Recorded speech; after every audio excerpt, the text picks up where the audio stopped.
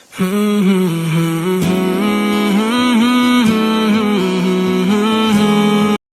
Everyone, अस्सलाम वालेकुम and welcome back to my Ramzan vlogs. तो आज है अलविदा जुमा, मीन्स हमारी 27th रोज़ा कंप्लीट होने वाली है अल्हम्दुलिल्लाह।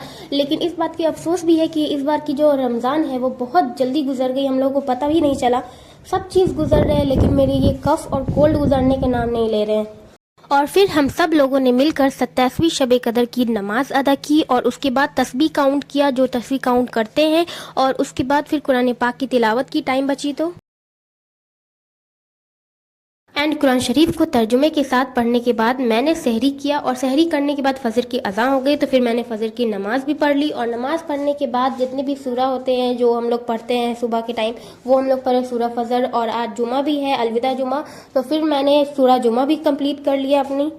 एंड सुबह होते ही जो रूटीन होती है बेड को साफ़ करने की और नेट लगी हुई रहती है, तो फिर मैंने उसको भी हटाया और जितने भी पिलो कवर थे, बेडशीट वगैरह थे, ये सबको चेंज करनी भी थी। आज फ्राइडे है तो इस वजह से, वैसे तो हफ्ते में 2-3 बार बेडशीट वगैरह चेंज हो ही जाती है, लेकिन जो फ्राइडे की जो होती है ना उसकी वाइब ही अलग होती है। तो इसीलिए मुझे बहुत अच्छी लगती है फ्राइडे के दिन सारी चीज़ों को चेंज करना और साफ़ करना, डस्टिंग वगैरह।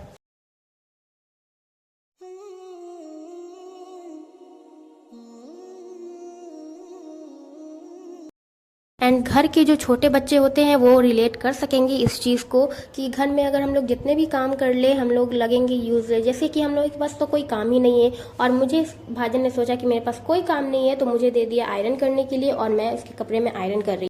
और फिर मैंने सोचा कि आप लोगों को अपने कपड़े भी दिखा दूँ, तो ये रही मेरी आज अलविदा जुमा की आउटफिट। और नहाने के बाद मैं और मम्मी ने मिलकर जोहर की नमाज अदा की एक साथ।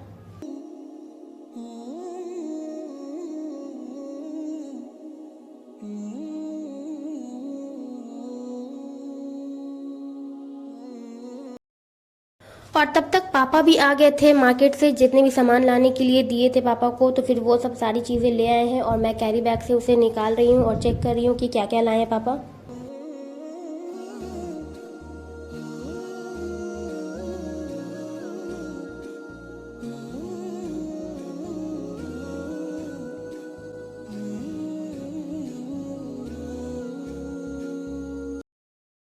और फिर मैंने फ्रूट्स के पैकेट से बनाना निकाला और इसे ग्राइंड करने लगी क्योंकि आज बनने वाली है गुलगुला। और गुलगुला तो हम लोग की मोस्ट फेवरेट है और हम लोग को बहुत ज़्यादा पसंद है। तो मम्मी आज बनाने वाली है गुलगुला और उसके लिए मैं बनाना को ग्राइंड कर रही हूँ।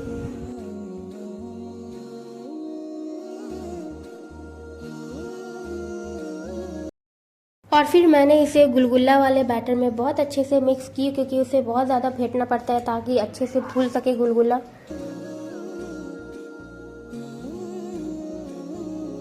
एंड मम्मी अपने कामों में लग चुकी है, दोनों तरफ चढ़ाई हुई है मसाला क्योंकि पापा का अलग बनता है कम ऑयल में, और इधर हम लोग की चढ़ी हुई है। और एक तरफ पापा की मछली भी फ्राई कर रही है क्योंकि तवा पे फ्राई करके मछली भी बनती है पापा के लिए।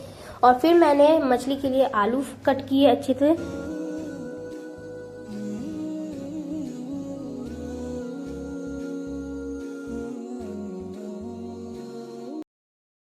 एंड आज अप्पी बना रही है मोहब्बतें शरबत, तो उसके लिए जितनी भी वाटरमेलन के सीड्स होते हैं उसको रिमूव कर रही है क्योंकि सीड्स मिलते हैं तो अच्छे नहीं लगते हैं। और ये है ग्रीन वाली चना जिसके आज पकौड़े बनने वाले हैं।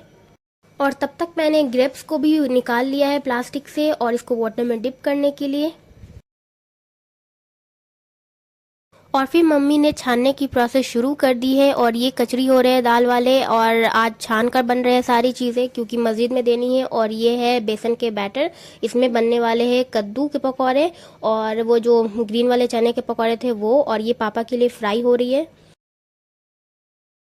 एंड अप्पी ने जितने भी एग्स है इसको अच्छे से मैश कर लिया है प्याज मिर्च में क्योंकि आज बनने वाले हैं अंडा वाला समोसा। और सारी चीज़ें जब बन रही हैं और अंडा वाला समोसा ना बने ऐसा तो हो ही नहीं सकता है।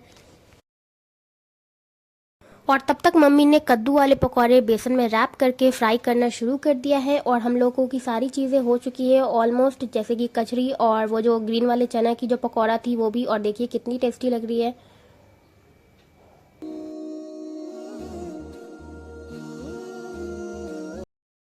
एंड कचरी वगैरह फ्राई होने के बाद मम्मी ने गुलगुला फ्राई करना भी शुरू कर दिया है और ये देखिए कितना पफी पफी सा हुआ है, मुझे बहुत ज़्यादा टेस्टी लग रहा है देखने में ही। और जब मम्मी कोई चीज़ बनाए ना तो उसको खाने की जो वो भूख होती है ना वो कुछ ज़्यादा ही हो जाती है। और मम्मी अगर कोई चीज़ बनाती है तो उसकी जो टेस्ट होती है वो डबल ट्रिपल इनफैक्ट इन्फिनिटी हो जाती है। मुझे बहुत ज़्यादा पसंद है मम्मी के हाथों की। और ये रही अंडा वाली समोसा भी रेडी हो चुकी है हमारी। और फिर मैंने जितने भी फ्रूट्स हैं उसको कट करना शुरू कर दिया है, क्योंकि अब इफ्तार में ज़्यादा टाइम बची नहीं है और फिर भिजवाना भी है तो फिर टाइम लग जाएगी। तो इस वजह से हम लोग जल्दी ही इसको सारी चीज़ों को कंप्लीट कर लिए हैं। और उसके बाद फिर अप्पी ने भी जितने भी है वो सारी चीज़ें निकालना शुरू कर दी है मस्जिद के लिए।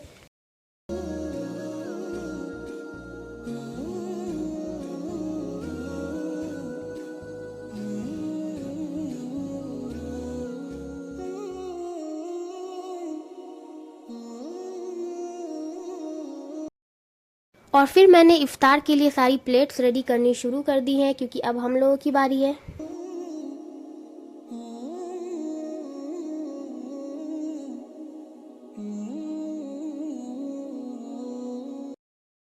और फिर अप्पी ने मोहब्बतें शरबत बनानी शुरू कर दी है, क्योंकि जो हम लोग मार्केट में खाए थे उसकी टेस्ट मुझे बहुत ही वाहियात लगी। तो अप्पी बोली कि रुको मैं बनाती हूँ, क्योंकि पिछले साल अप्पी बनाई थी ना जो कि बहुत ही टेस्टी लगी थी, तो इस बार भी अप्पी बनाई है घर में।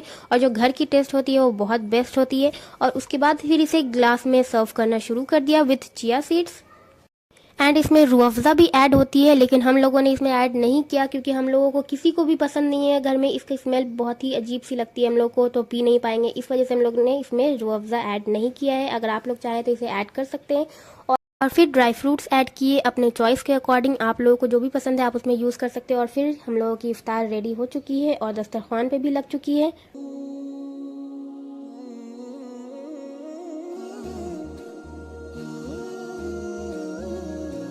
और फिर हम सब लोगों ने मिलकर एक साथ इफ्तार एंजॉय किया। अल्हम्दुलिल्लाह। Okay bye.